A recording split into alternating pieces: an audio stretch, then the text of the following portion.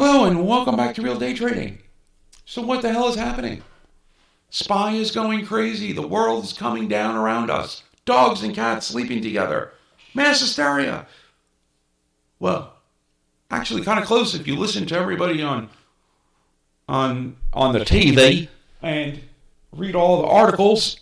Everyone's saying, oh, we're going to, be at SPY 360 in the year 2024 and everything's coming down. Okay, yeah. So, I think Warren Buffett once said the only value of these stock predictors are that they make fortune tellers look good. It's not far off there. So, what really happened? Really quick, right? We had an upward slope in algo line here, and the bad shit started happening right around January 19th, January 20th. Broke through it. Right down there. Then hopped around, hitting some resistance here off that same candle. Then it almost falls apart right here, right on February 24th. But we had support. Pretty good support too, all the way from December 20th, 2020. A lot of touches on this line, and it could not get through it. Sellers were just not ready. So, back up we went.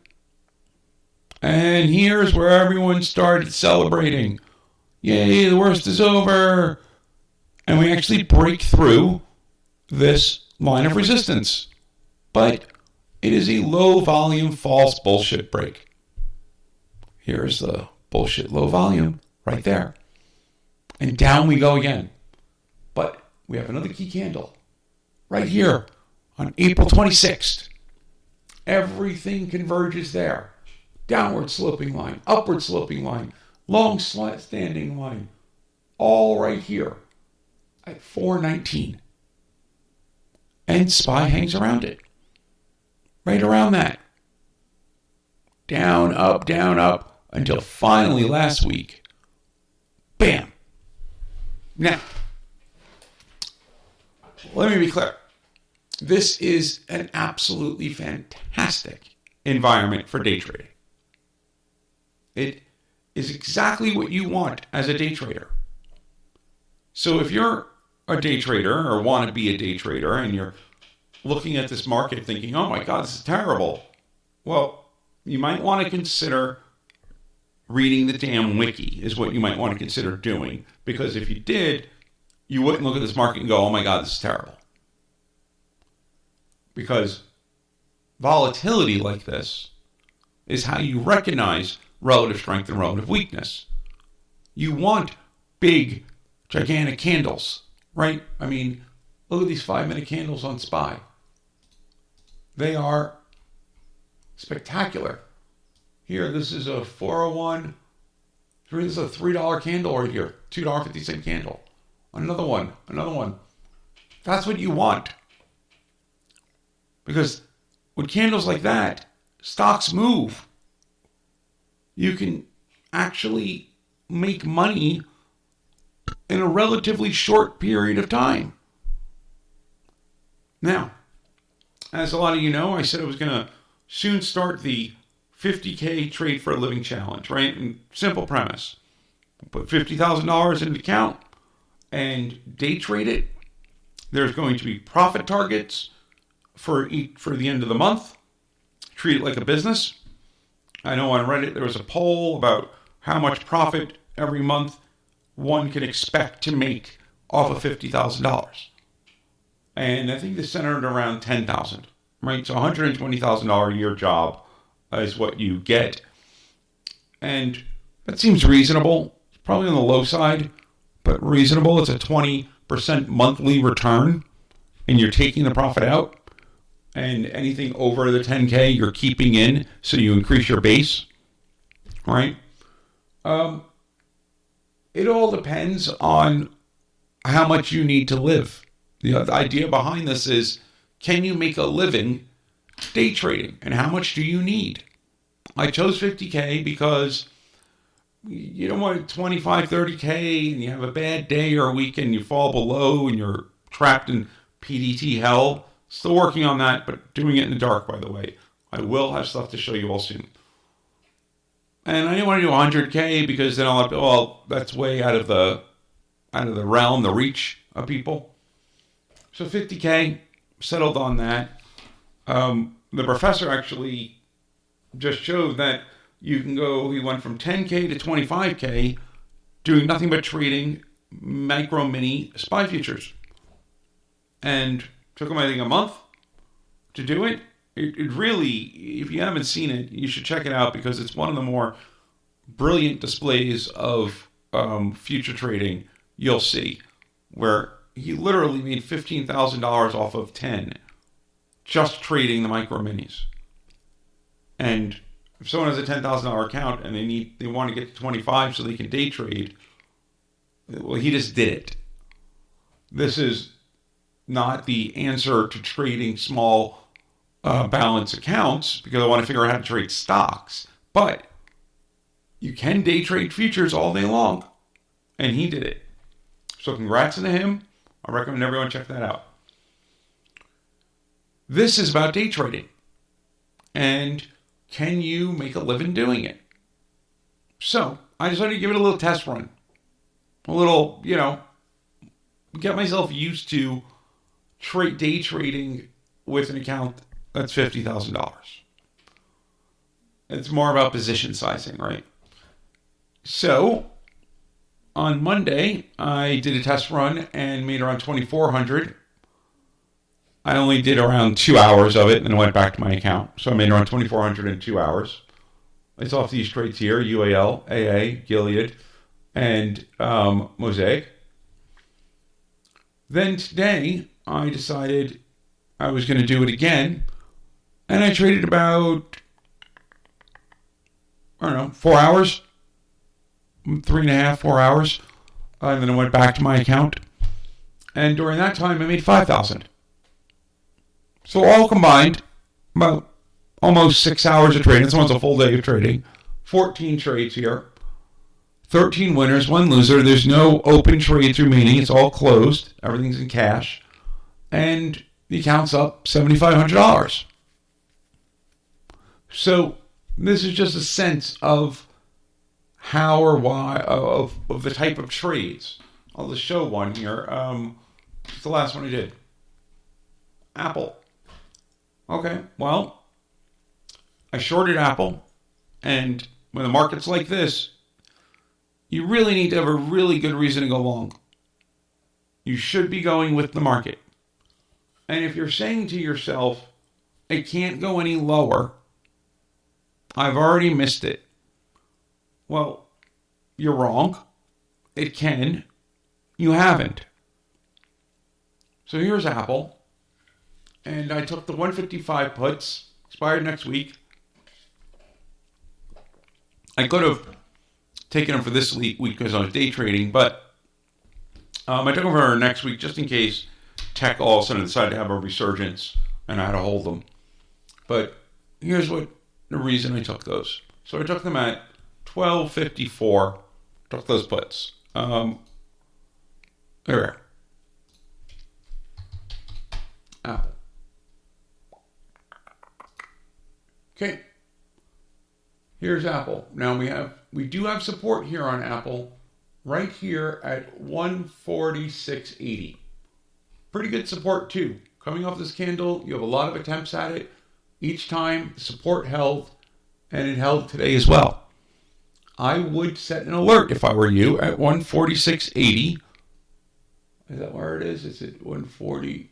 145. 145.80. I would set an alert right there. If Apple breaches below that tomorrow or any time, that is a pretty damn bearish sign, and you should short it. But today, Apple broke through 2 algo lines, 1 descending, 1 touch here, 2, 3, broke it here, and then 1 ascending here, 1 there, touch there, and there. Actually, they create a good price point of 151.18, 151.20. And so I shorted it at 12.54 today. So that would be 12. Here it is. And I shorted it right around 151, below that price point. So here I have a stock, breaks below its price point. It's relatively weak. Its sector, look at this sector. Technology, all the way down here, the sector is crap, total crap. And, what was the name? The market's going down. So, weak market, weak stock weaker than the market, broke the algo line, weak sector. That is a high probability short. Took 10 contracts, took $1.20 a contract, so made $1,200 on it. That is what you are looking for. You are looking for trades like that, and you don't need to rush them. Almost all of my trades came at, 2 to 3 hours after the market opened. I also took, another example. Let's see. Okay, here's Microsoft. And here, way below its moving average. I shorted Microsoft today. And where did I short that? Shorted it at 1044. You see here, Microsoft had already broken below its algo lines here and here. And it's all the way down here today. Foremost bearish hammer. It does have some support, and it's staying on that support at the moment. That support is at roughly 261.25. Now, this is after hours. You'll see that it's below that at the moment. But if Microsoft opens below this line, you should want to know about it. Again, put an alert. Just be safe. I'm going to put alert at 260.50.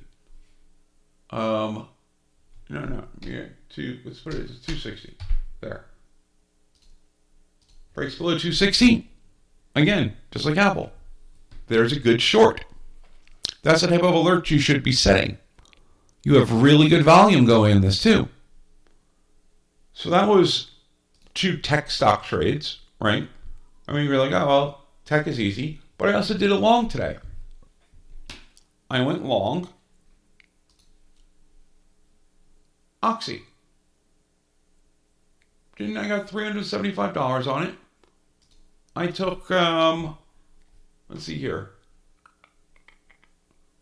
the 60 strike for $3.50, and then took a quick 25 cents on it.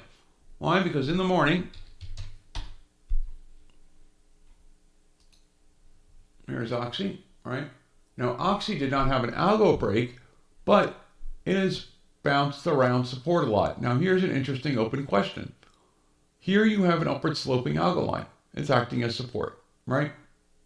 Sorry, like right there. But then it breaks here. And suddenly, usually when you break an algo line, it's supposed to go away, right? But here, it starts acting like resistance. This thing closed right beneath it. Here it's resistance, here it's resistance, here it's resistance, until finally it breaks above it. Climbs, hits this algo resistance up here, comes back down, and now this same line, even though it's went through these bars, is clearly acting as support. In fact, today, it acted as absolute support to the penny. So that is an interesting open question about how these lines operate or how they may be changing, because they're not static.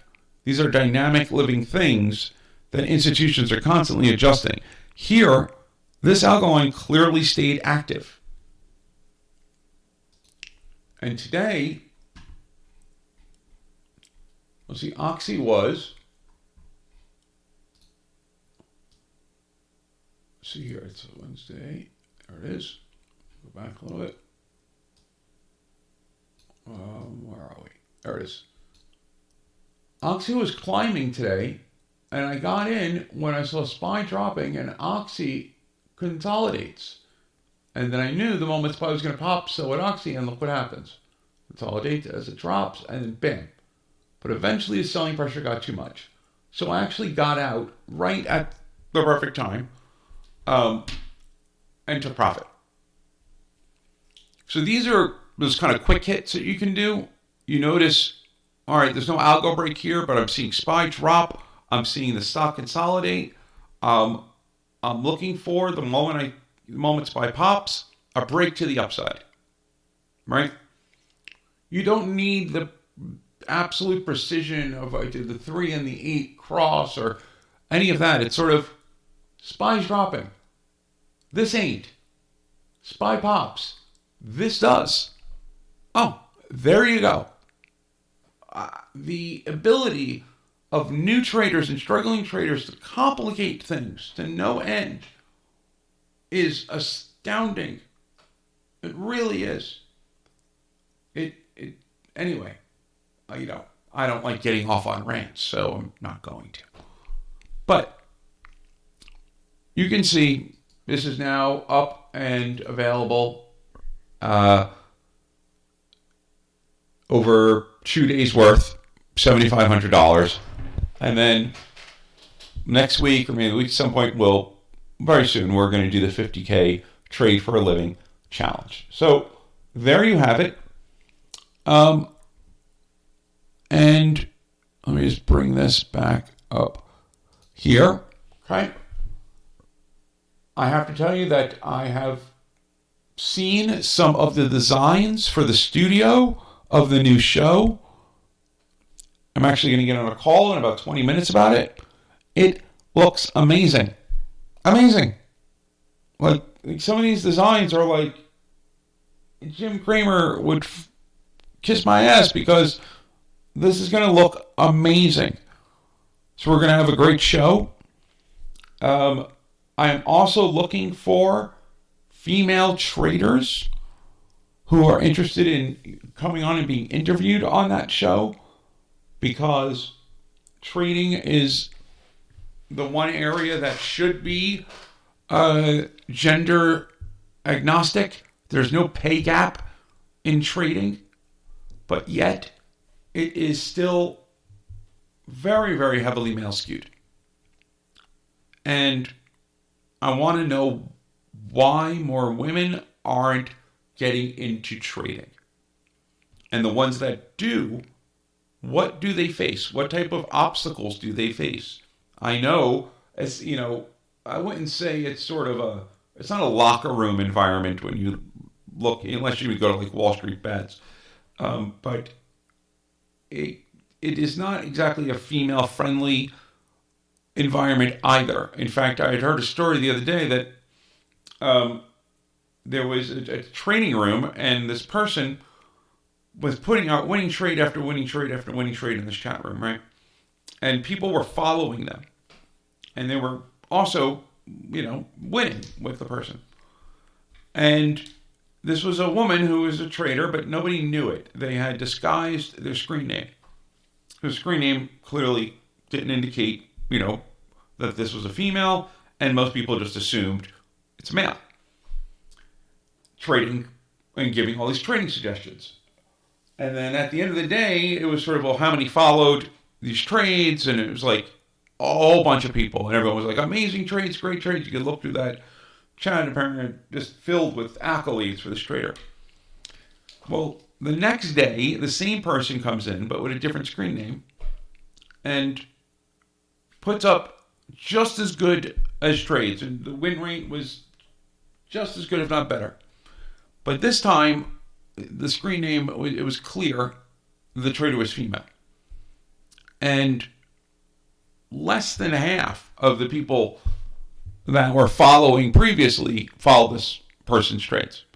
Now, each time the person was unknown to the room.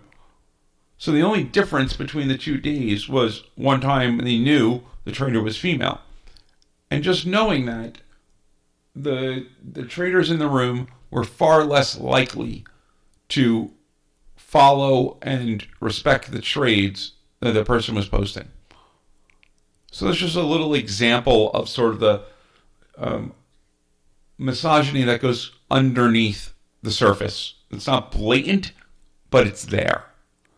So if there's any female traders that are watching this, listening to this, shoot me a message. Would love to hear your story and have you on the show. Okay. More has been added to the wiki. In fact, more has been added in terms of how to cut losers and let winners run more. And I'll give you one new tip, little piece of advice for people who don't like to cut losers, right? Now, psychologically, we all talked about this, where a big reason people don't cut losers is a fear of loss. And a lot of that also comes from this feeling that it will turn around. It will get better. And that comes from generally your own life, where you're always thinking, I'm due. Eventually something good has to happen. I can't be, getting shit all the time.